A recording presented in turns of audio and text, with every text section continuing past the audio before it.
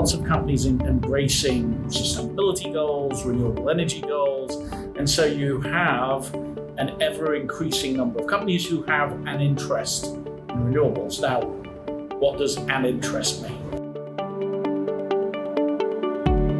Welcome to an Active Energy bonus episode.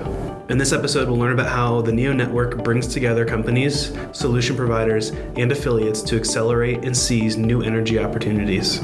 On this quick bonus episode, we're joined by Ian Lawrence, Manager of U.S. Operations of the NEO Network, and Jim Stanway, the NEO Network Global Operations Manager. They discuss what the NEO is, the benefits, and how to become a member. And be sure to check out the NEO Network podcast for more information on the NEO and to stay up to date with the renewable energy markets around the world.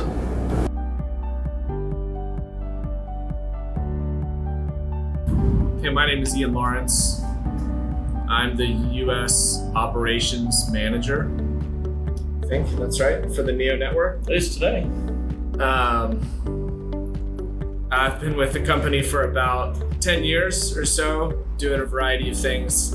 And this is a fun team to be on. Get to do a lot of working directly with customers and clients and just brainstorming and strategizing around renewables, making connections. I do have to work with Jim, which is the downside of the job, but can't be perfect. So, Jim. And I'm Jim Stanway. I work with Ian gladly. And he's saying it's approximately 10 years. It's actually 10 years to the day since he started with Schneider. On Saturday. Congratulations. On Saturday? Yeah. Well, we are working on a Saturday, because you're a very committed employee. So I have a question. Well, I was going to ask you a question first. I get to go first. Okay. When people ask you what you do, how do you describe what the NEO Network is? Like your kids. Well, let me just say, first of all, that most people I know, including my wife, and certainly my kids, don't really know what I do at all. I've tried to explain it numerous times, and I'm pretty sure if you ask them, my wife would say something around renewable energy and a website. That's as far as she would get, which is maybe good enough. That's exactly my experience too. But I tell them I work for a company that does consulting, and we help large companies buy renewable energy and set goals around renewable energy. And there's a website that helps them do that. That's kind of as far as I go. Yeah, I am similar, except my son goes, "Oh, you work for the world's premier energy and consulting bureau." That's what he said to me. I thought it was strange. But an excellent reply. He got extra allowance for that. I bet he did, yeah. So what does NEO stand for, Jim? Well, it used to stand for, and I suppose it still does, New Energy Opportunities, but I don't think we really... Is it kind of like KFC? Where it used to stand for something and now it doesn't, except ours is good and KFC may not be. But but it is definitely NEO Network. And it's not abbreviated into Neon or anything like that. Yeah, so that's important. NEO Network. Legal purposes. So it really started to kind of get behind the movement in the corporate world of renewables. So there's lots of companies embracing sustainability goals, renewable energy goals, and so you have an ever-increasing number of companies who have an interest in renewables. Now, what does an interest mean? Well, it could be that they're very much beginners and they've heard something about it and they want to learn. They may have learned a little bit about it and they want to set a goal. They may have set a goal but have no idea what to do next. Or they may be quite a ways down the path and they've already starting the buying. And I think we have, of that continuum I just described, I think within the NEO Network today, we have many examples of all of those type of clients. Would you agree? Yeah. What I find is that fairly often we get people join the NEO Network who sustainability or renewables or strategy around that or something has been put on their plate in the past year, and they're trying to figure out what to do about it. And they may get calls or emails or whatever routinely from renewable developers or solution providers of different types suggesting that they try something, and it can be overwhelming. So the NEO network, I think, was designed and I think functions quite well this way, can help whether that's where you're at or whether you're much more advanced. It gives you the tools that you need and the connections that you need to kind of take that next step. Yeah, and I think we engage within the NEO network. We engage with these clients in different ways. It's obviously anchored by an online platform where at its core it's market intelligence, tools, even news, but then we go beyond it just being a kind of web page where you log in. We have webinars, special market updates. We have a podcast, right, which you can access, where it's even on Spotify now, I feel sort of famous, almost. And for all like 28 people that have listened to it. Yes, but the very important 28 people. It's very targeted. So obviously we want to get those numbers up, but like the conclave meetings that we run around the world, these are face-to-face meetings for our network clients. When we have them in the United States, in Europe, and in Australia, we have those once a year. So Jim, what's your favorite conclave story? My favorite conclave story? It's appropriate to share. There's no appropriate stories from conclave to lecture. My favorite story, we've mentioned this before, but it's still my favorite, is when you thought your car was stolen at the end of Conclave 2018. That's right, yes. And you subtly accused the Broward Hotel of losing your car. I didn't subtly accuse them. I accused them of losing my car from valet parking. Yeah. Only to find that you had left it somewhere else. Yes, I'd forgotten I'd parked it behind an Italian restaurant. And incredibly, they invited us back for 2019. They did. And they remembered me too. Even the general manager remembered me and was gracious enough not to bring it up again. But seriously though, you mentioned Conclave. I think Conclave is really one of the key things that makes the NEO network valuable. I mean, there are a lot of different aspects to it, but maybe is there one story that comes to mind around Conclave playing a role in a company taking that next step to procure renewables or move forward in some actionable kind of way? Yeah, well, I think there's several, but there's one that leaps to mind. A client came to, a NEO network member came to the conclave, and we were in the sessions and we were talking about what a good deal looks like in a specific part of the United States.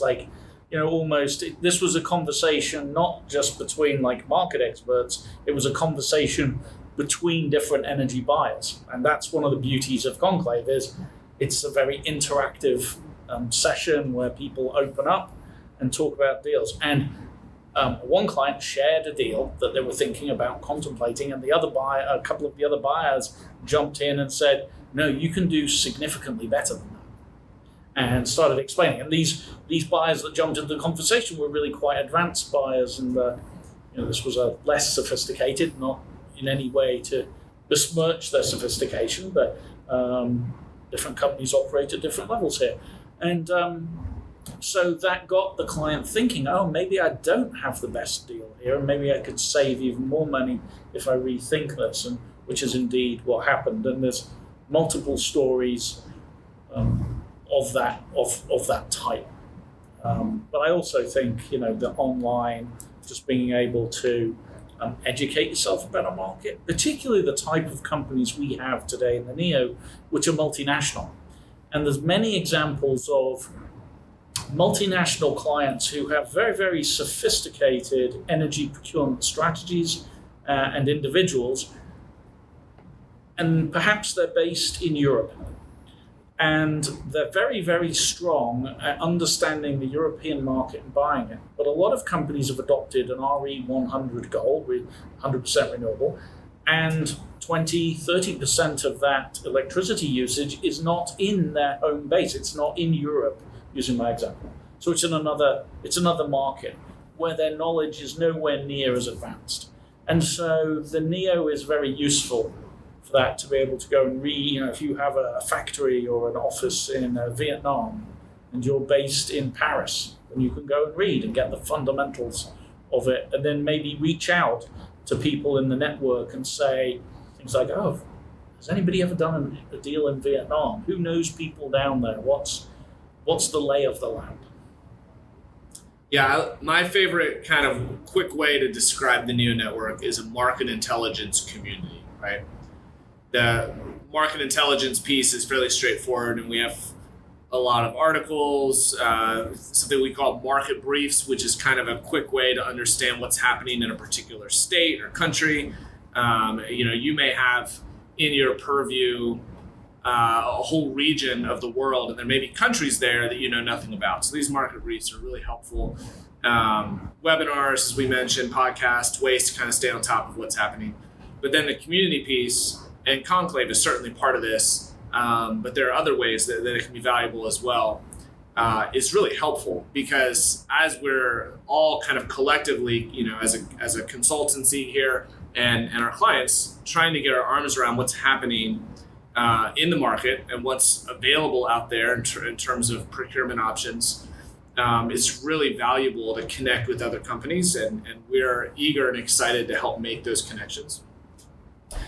So the website facilitates that kind of on both of those sides, market intelligence and community. My absolute favorite thing about the NEO network is I've been to the conclaves and engaged with the clients in Australia, Europe, and the United States. And we're over 250 buying groups who are organizations in the NEO, and then 20-some solution providers.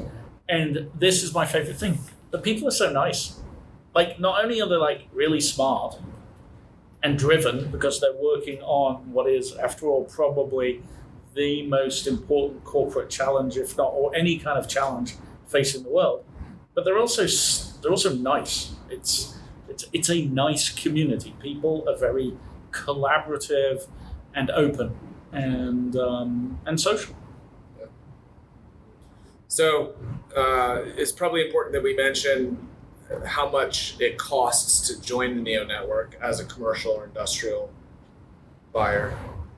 It's free. That's right. It's free. So, which is important. Of course, there is a commercial model here on our side, but for commercial industrial buyers, neonetworkexchange.com. Click through a couple screens, and you'll get to the place where you just accept the terms and conditions. Comes through to us, and then we reach out to you to get you onboarded and set up. So it's really a simple process. Maybe it's worth mentioning too something around the solution provider side of things. So Jim, how would you describe kind of what it's like, or what's the value for a solution provider being a part of the NEO network? Well, the multiple values here is one, obviously you get to interact with a community of sophisticated buyers. You get your brand known, you can be seen as an expert in the market. Obviously, if you've got extreme, attractive offers that can add value in the renewable space, then you can put those in front of those clients. But also then access to the NEO network team who can give you insights into which way the corporate market is moving, what clients are looking for in different parts of the world, how deals are being structured in general terms, and a variety of other tools we have in there, including things like pricing applications, which you can speak to actually better than I can. Yes, I mean, you've said it well. And really my job is a lot of fun. I get to leverage a variety of kind of internal experts on our clean tech teams and provide market intelligence for solution providers to just help them be better at what they're doing, and get to hang out with some really cool folks. This is a challenging market to be in as a solution provider. If you're, for example, building wind farms, solar farms, installing batteries or EV charging stations or on-site solar, any of these kind of things, it's a crowded space. It's a market where there's a lot of misinformation out there, and it's a market where different buyers present different challenges. If you're marketing towards utilities, it's a whole different kind of animal than if you're marketing towards corporates. And so we get the privilege of working with these solution providers to help them be even more competitive, and by giving them insights from our working directly with these corporates. And then in turn, their better products and their better solutions get put in front of our clients, so everybody wins. And we've had some really great success stories on that front as well, seeing some solution providers really move forward quickly in terms of being competitive and have some great wins.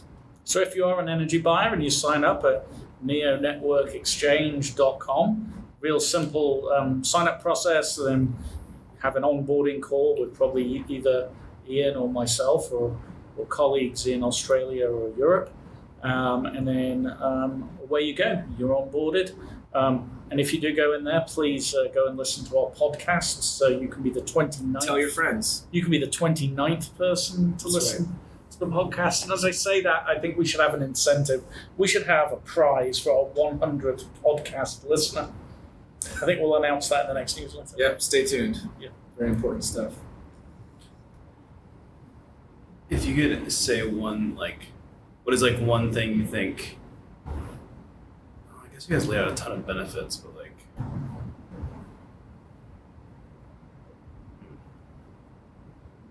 that's really good. I'll add one thing. So another benefit of joining the Neo Network is that you get access to the Neo Network team.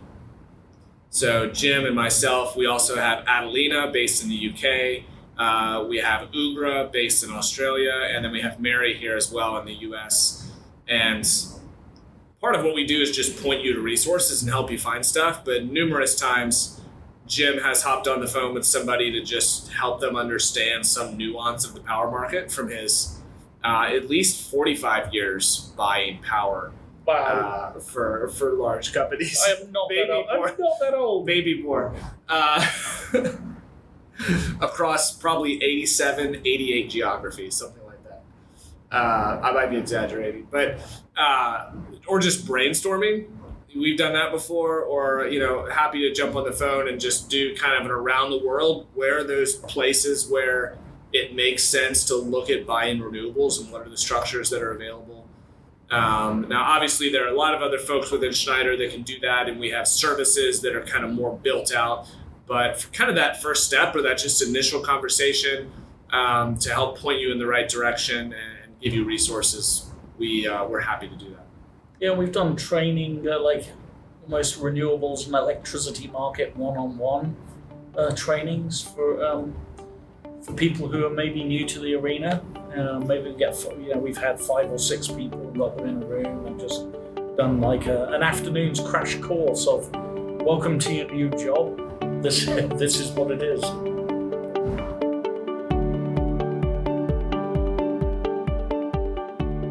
Thank you for listening to the Active Energy Podcast. We're thankful that you decided to spend some time with us. If you could leave us a review on whatever platform you're listening, be sure to share with your coworkers and like-minded people, and give us a follow on social media. We're on Twitter at @SchneiderESS. LinkedIn and Facebook, you can find us by searching Schneider ESS. We're also starting a LinkedIn group that is specifically for listeners of the podcast. It's a great place to interact with peers and to continue the conversation from each episode. And you can interact with the guests from each episode. Thank you for joining us. Until next time.